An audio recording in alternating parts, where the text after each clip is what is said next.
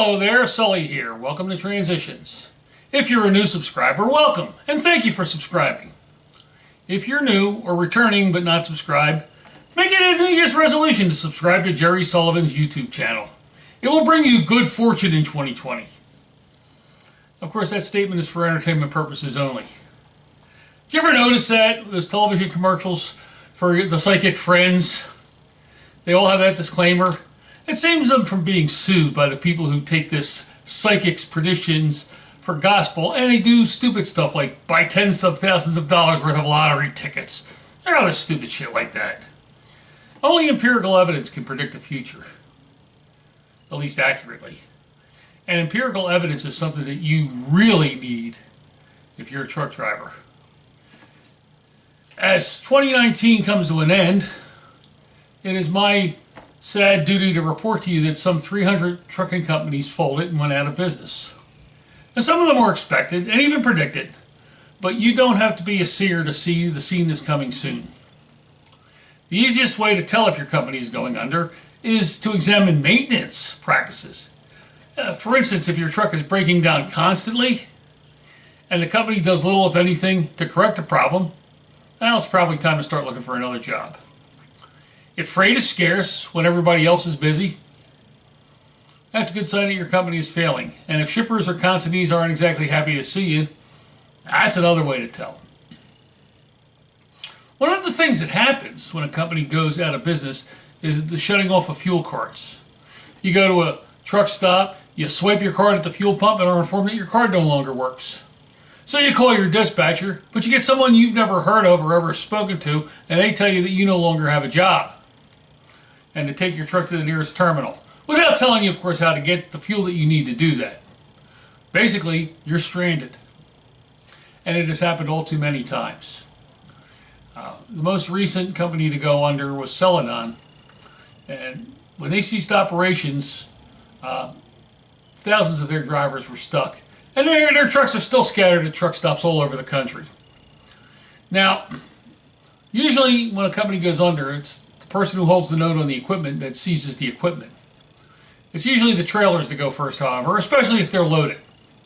Most companies lease their tractors, and many companies have their own little subsidiary company that they own that owns the tractors and then they lease back to them. That's for tax advantages. But it is the trailers that go first when vehicles are seized.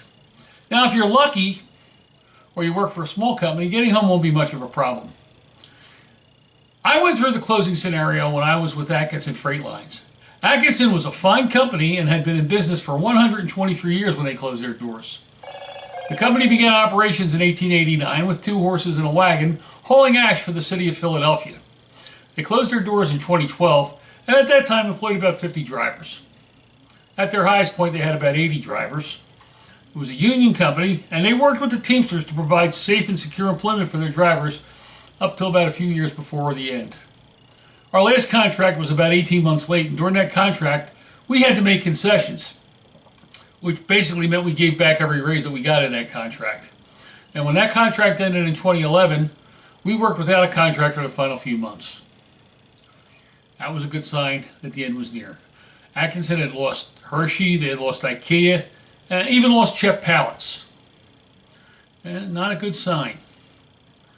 Now, the handwriting was on the wall when we started seeing this freight fall off. And while they did give us a severance package, it wasn't much. It was only maybe less than a day's pay for every year of service. I think for my 7 years there, I got a little over $400. Some guys have been with that company 30 years, and fortunately they were vested in their pensions. I do have a small pension coming from them, which I'll get and start getting in a couple of years. It's only going to be about $300 a month. They leased their tractors from Penske, and there was a Penske terminal adjacent to our terminal, so Penske didn't worry about getting their equipment back. But Duke sold all the trailers off to somebody, and we spent our last couple days working there going to retrieve the trailers and taking them to the new owner. He tried to stay in business, tried to keep sort of a travel plaza going there, truck repair facility. Even had a truck wash in there and tried to keep that going for a few years, but the debt that he endured as trying to compete with the bigs and as a result of deregulation. It was sad. It was unfortunate, but it is what it is. Duke is trying to get back into it. I understand that he has a company where he has triaxles and he's hauling stuff like dirt and gravel, and I hope he makes a good go of it. I wish you well, Duke. He did what he could for us at the end, but your hands are tied at a certain point, and no matter how hard you try, no matter how hard you want to stay in business, there are just forces out there that are working to put the smaller companies out of business and even some of the bigger companies. But so it goes. Well, we were lucky because Atkinson was a regional carrier servicing northeastern states. And we were seldom more than a half a day's drive from Bensalem, Pennsylvania anyway. We had about a week's notice that the company was about to cease operations too. But that was because a couple of our customers spilled the beans. I remember when I was delivering a load of mattresses to Sleepy's warehouse in Robbinsville, New Jersey, and the warehouse manager said, "So I guess we won't be seeing you after next week." And I said, "What do you mean?" He says, "Oh, maybe I said more than I should have." I said, "No, tell me." And he said, "Well, we heard you're closing your doors." I called safety because at the time, my information was that the company was going to downsize and they were going to just keep on about 20 drivers. Unfortunately, I had enough seniority to stay on, keep on about 100 trailers, and just do high volume of live load freight. But that wasn't in the cards. And when I called the safety department, my friend Sam, the safety director, told me that, yeah, after this week, operations will cease. And I was a little upset, but I wasn't mad. And now I cleaned out my truck after they told me that there was no more work. And before I even went home, I went up to Veltri to apply for a job. They're a mail contractor, and I thought maybe I'd get a job with them. But the fact of the matter is I had 9 years hauling mail, and as soon as I walked through the door, they owed me 3 weeks' worth of vacation. And I guess they didn't want to do that. So I went home. I applied for unemployment, and I went on to Craigslist and I started looking for a job, and that's how I found Highway Transport Chemical. And I was only out of work for about a month.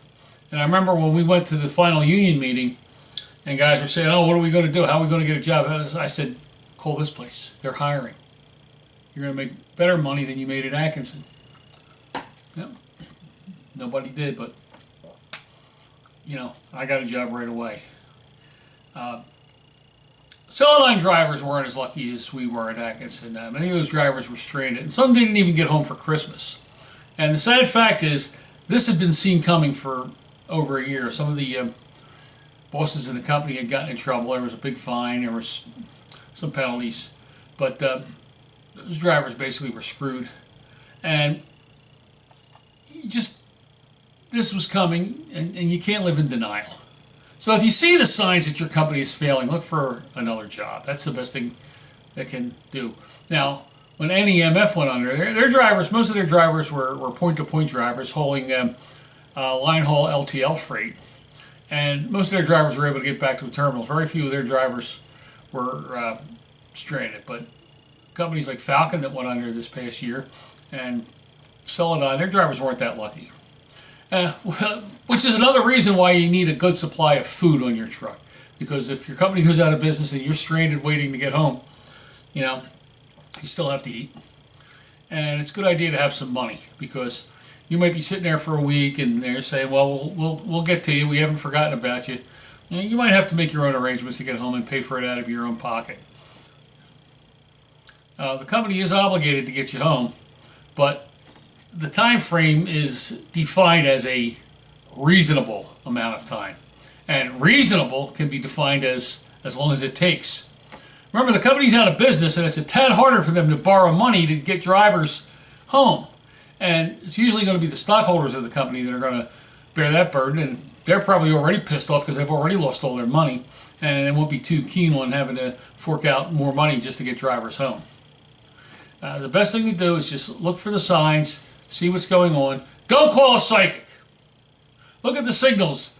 If your company is not replacing drivers who leave, that's a good sign that your company might be going under. If the maintenance is dropping, that's a good sign your company is going over. if the freight is falling off, you're not even hauling cheap freight anymore, the end is near. And if your fuel card gets shut off, the end has arrived. It is what it is. And if you have a good track record, getting another job shouldn't be too hard, right? I mean, after all, there's that driver shortage, right? That statement, by the way, is for entertainment purposes only. There is no driver shortage. For Transitions, this is Sully, the retired tanker anchor. Happy New Year! Safe and happy travels.